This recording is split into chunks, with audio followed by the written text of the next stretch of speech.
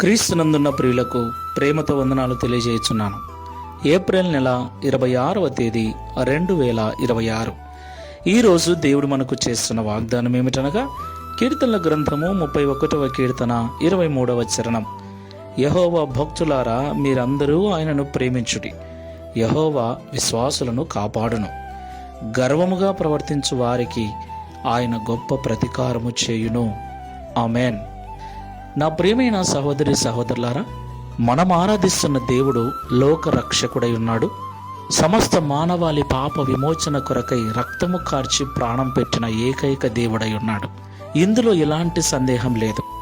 ఆయనే సర్వశక్తిమంతుడు, ఆయనే సర్వాధికారి, ఆయనే సుప్రీం గాడ్. ఆయన పైన ఇంకొక దేవుడు లేడు. ఆయనే అత్యున్నతమైన వాడని, ఆయన అత్యున్నత స్థానంలో నివసించువాడని ఎలాంటి సందేహం లేకుండా మనము నమ్మాలి. అయితే ఈ లోకంలో ఆ సర్వోన్నతుడైన సర్వశక్తిమంతుడైన యెహోవా దేవుణ్ణి, యేసు దేవుణ్ణి ఆరాధిస్తూ విశ్వసిస్తూ జీవిస్తున్న విశ్వాసులమైన మనకు ఈ లోకంలో సమస్యలు కష్టాలు వస్తాయి, రాకుండా ఏముండవు.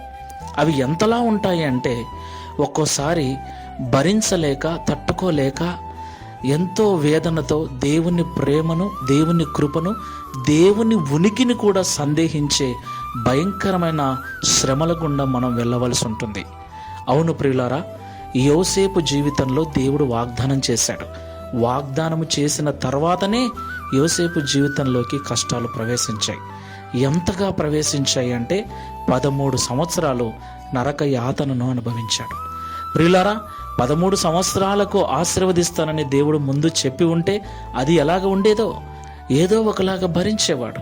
అయితే ఎప్పుడో తెలియకుండా, ఎప్పుడు ఆశీర్వాదం వస్తుందో, ఎప్పుడు వాగ్దానం వస్తుందో, ఎప్పుడు స్థితి మారుతుందో తెలియకుండా ఓర్చుకోవటం అంటే నిజంగా చాలా బాధాకరమైన విషయమే కదా.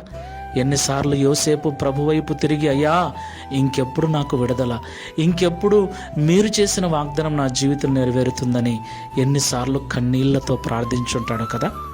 అవును ప్రియులారా, ఒక విషయం గుర్తుపెట్టుకోండి, కష్టం ఎంత గొప్పదైతే ఫలితం అంత గొప్పగా ఉంటుంది. రాబో ఆశీర్వాదం ఎంత ఉన్నతమైనదో ఇప్పుడు భరించవలసినటువంటి కష్టము కూడా అంతే ఉన్నతమైనది. కాబట్టి మాటలు వింటున్న ప్రియ సహోదరి సహోదరుడా, వేదనగా ఉందా, బాధగా ఉందా? దేవుని ప్రేమను, దేవుని ఉనికిని, దేవుని కృపను కూడా అనుమానించేటువంటి భయంకరమైన వేదనల గుండా వెళ్తున్నావా? భయపడొద్దు. యోసేపును జ్ఞాపకం చేసుకో. ఖచ్చితంగా ఒక రోజు ఉంది, ఆయన తన విశ్వాసులను కాపాడువాడై ఉన్నాడు. కాబట్టి ఆయన్ను ప్రేమిస్తూ ప్రార్థనాపూర్వకంగా విశ్వాసముతో ప్రార్థన చేసుకుందాం. ప్రేమ స్వరూపుడా, పరిశుద్ధుడా, మీకు వందనములు చెల్లిస్తూ ఉన్నాం. ఈ ఉదయకాల సమయంలో మాతో మాట్లాడిన ప్రతి మాటను బట్టి స్తోత్రాలు. నిజమే తండ్రి, చాలాసార్లు నీ ప్రేమను, నీ ఉనికిని, నీ కృపను కూడా అనుమానించే స్థితిలోకి మేము దిగజారిపోయాం. దానికి కారణం మేము అనుభవిస్తున్న కష్టాలు, శ్రమలు, శోధనలు, నిందలు. అయ్యా, మా సహోదరులలో సహోదరీలలో కొంతమంది నిన్ను విడిచి, మీరు లేరని, ఇక విడుదల దొరకదని లోకంలో కలిసిపోయిన వారు ఉన్నారు. అయితే ప్రార్థనలో ఏకీభవిస్తున్న మాతో మీరు మాట్లాడినందుకు స్తోత్రాలు. ఓపికతో ఉండండి, ఇంకొంతకాలం ఓపికతో ఉండండి. యోసేపును విడిపించినట్లుగా, యోసేపును గొప్ప చేసినట్లుగా మిమ్మును గొప్ప చేస్తారని మాతో మాట్లాడినందుకు స్తోత్రాలు.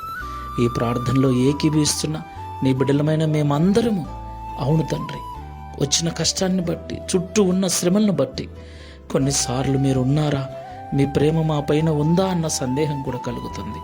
అయ్యా, ఈ మాటల ద్వారా బలపరిచినందుకు స్తోత్రాలు. ఇక ఎన్నటికీ అలాగూ సందేహపడక విశ్వాసముతో ప్రార్థనాపూర్వకంగా ముందుకు వెళ్ళటకు సహాయం చేయమని ఈ దిన వాగ్దానం మా అందరి జీవితంలో నెరవేర్చి నీ నామమును మహిమపరచుకునమని యేసు నామములో ప్రార్థిస్తున్నాము తండ్రి. ఆమేన్. Praise the Lord. God bless you all.